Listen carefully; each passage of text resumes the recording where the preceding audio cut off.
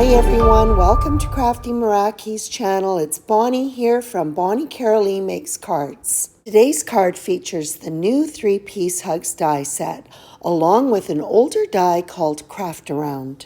There is no guesswork in this fun color block design. I've used a die cut background and I've done it up in rainbow color. I started off by die cutting white cardstock with the Craft Around background die. I'm going to be working with Distress Oxide inks. They are being applied with a fine applicator tool.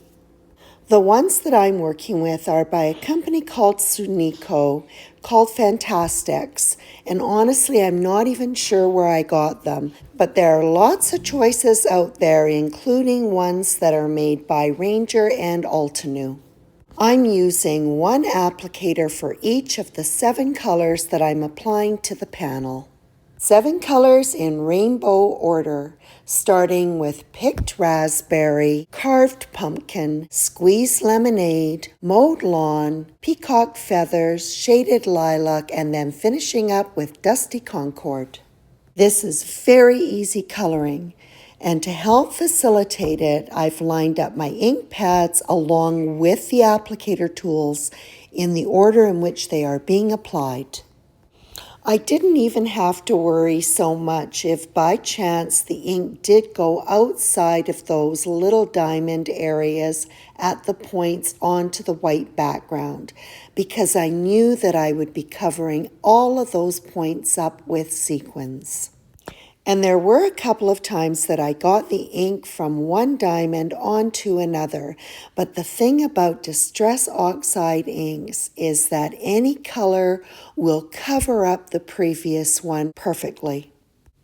Admittedly, the coloring does take a little bit of time, but it's one of those projects where you can work at it for a while, step away, and come back to it later.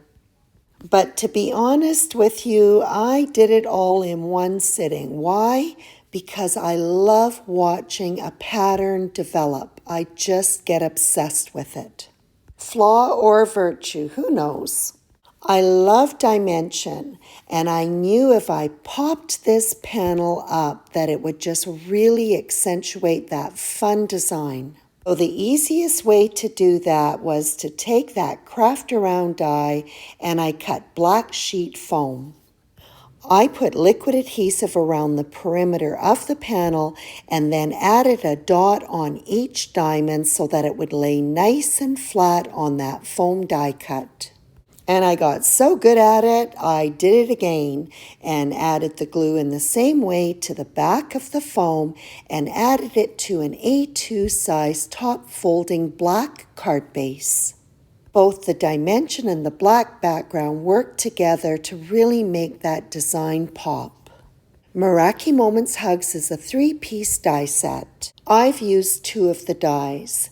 The smaller outline die was used to cut black cardstock and black sheet foam.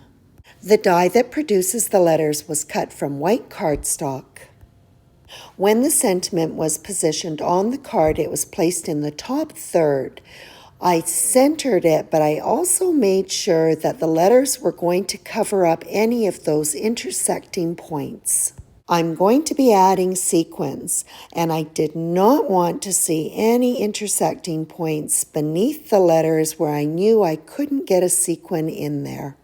And is this something that anybody else would notice? Probably not, but that's me. I'm adding in small, clear, iridescent sequins. This would be a formidable task without the Bling Buddy. All of the sequins were laid out first, then it was simply a matter of going in, picking up each sequin and adding a dot of glue. I've had lots of people ask me if I like the Misty adhesive press tool. In a word, yes, it is absolutely awesome. It's easy to dispense the amount of glue that you need, even in a fine application like this one where I want just a tiny dot of glue.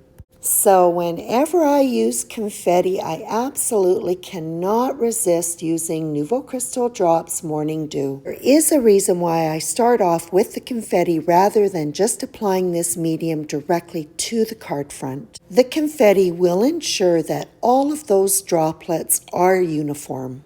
Right now it does appear cloudy, but when it dries it will be crystal clear. These sequins will look like little glass beads. It does take a fair amount of drying time though. I leave it overnight. I'm going to give the white lettering on my Hugs die cut a faux patterned paper look. I've chosen 5 colors of Nouveau Crystal Drops and I've dispensed a small amount on some scrap white cardstock. I'll dip the tip of my craft pick into a color and add it to the lettering.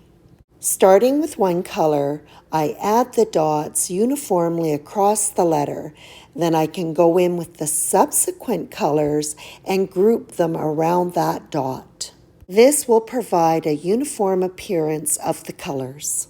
This is a fun touch that adds some whimsy to the card. This is a sweet and colorful card that is sure to bring a smile to someone's face who needs a hug. Using this background die craft around to create a color block design couldn't be easier. And the faux patterned paper used with the Meraki Moments Hugs die set could not be any sweeter. I hope you enjoyed this video, and as always, we appreciate your visit.